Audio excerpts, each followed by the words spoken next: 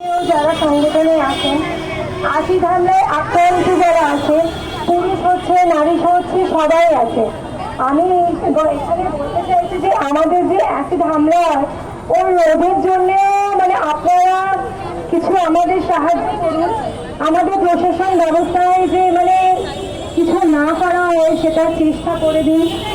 Acid হামলা যে যখন হয় তারপরে যে যে শাস্তি প্রাপ্তি হয়ে যায় সেটা হচ্ছে মহিলা বা পুরুষ যার উপরে হামলা হচ্ছে।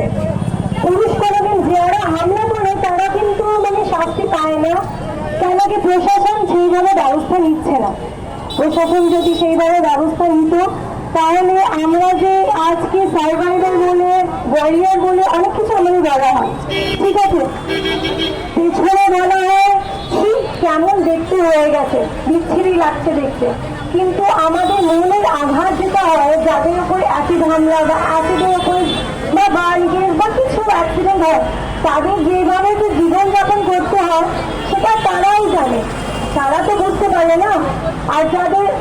আর আমি বলতে চাই যে আমাদের নিয়ে সমাজে অনেক কিছুই ধারণা আছে, কি হতে পারে এই মেয়েটা কিছু হয়েছে করেছে হবে ছেলেটাকে, তাই জন্য তো ছেলেটা করলো এইভাবে, ঠিক আছে, কিন্তু ভেতরের মনের যে ব্যথাটা মেয়েটার হয় সেটা তো কেউ বুঝতে পারে না।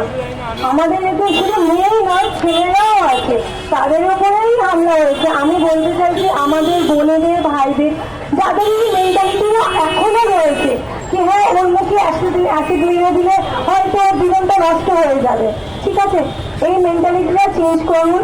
কারণ দেশ তো অনেক দিন হয়েছে স্বাধীন হয়ে গেছে, তাহলে আপনারা এই স্বাধীন দেশকে স্বাধীনতা মহিলাদের জন্য কেন দিচ্ছেন না? মহিলারা আজকে যখন পুরুষদের সঙ্গে হাতে হাত মিলিয়ে কাজ করতে চায় তাহলে ওদের নিরাপত্তাটা কোথায়? এই হয়ে গেছে, দেখেন আমাদের একটা দেবী এরকম অবস্থা, ডাক্তার মানে কি হচ্ছে দ্বিতীয় ভগবান বলে আমরা মনে করি, তাহলে আমাদের আজকে কি ভগবানদেরকেই নষ্ট করে দেওয়া হচ্ছে? এই জিনিসটা কি ঠিক?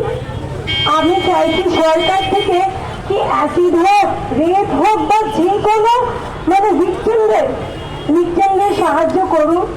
আর যারা এই জিনিসটা করেছে তাদের তাড়াতাড়ি, যত তাড়াতাড়ি সম্ভব তাদের তত তাড়াতাড়ি শাস্তি দিন। কোনো তৃণমূল বা বিজেপি বা সিপিএম নয়, এটা হচ্ছে মানুষ ভেবে কাজ করুন। দিদিকেও তাই বলছি, যদি আপনি আমার সত্যিকারের সিএম মানে কি, সিএম হতে চেয়েছিলেন কিসের জন্য? আমাদের নাগরিকদের সাহায্য করার জন্য, কিন্তু আপনি সেটা করছেন না। তো দয়া করে এটাই করুন, আমাদের সঙ্গে থাকুন, তাহলে ন্যায় মিছিল করতে হবে না আমাদের। ধন্যবাদ।